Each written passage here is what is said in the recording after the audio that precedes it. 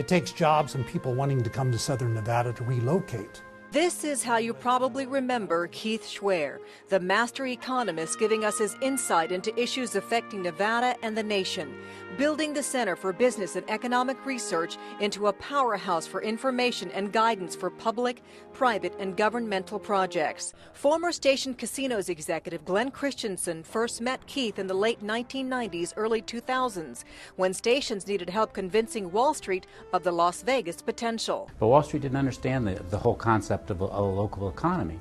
And what they like to do is talk to companies about metrics for their business. So we needed to come up with a way to explain why we thought that the potential was there. And that's when I ran into Keith.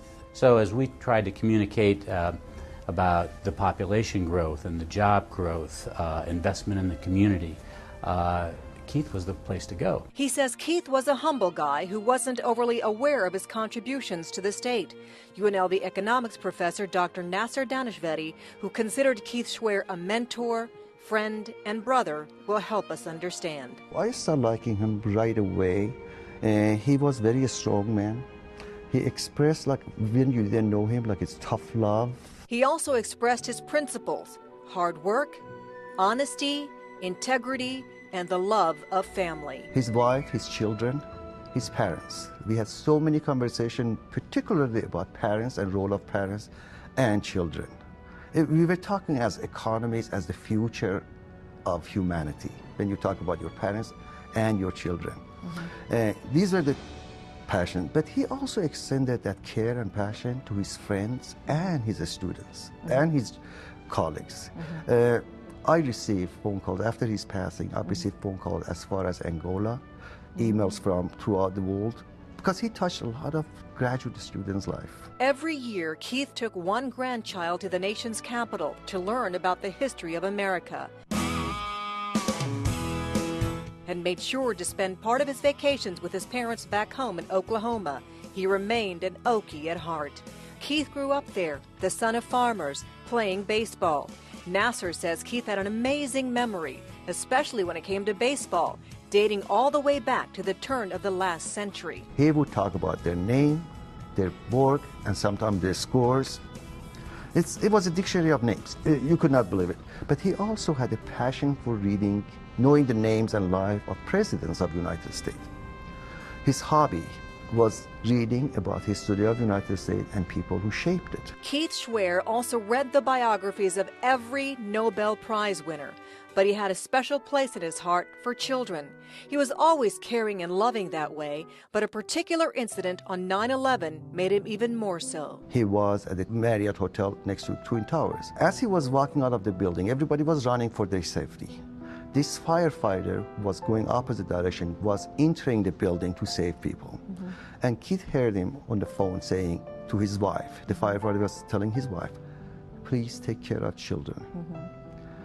That had such a profound effect on Keith that when he got back, his intensity and desire for well-being of children was so high that every issue, every conversation ended up with children. Right.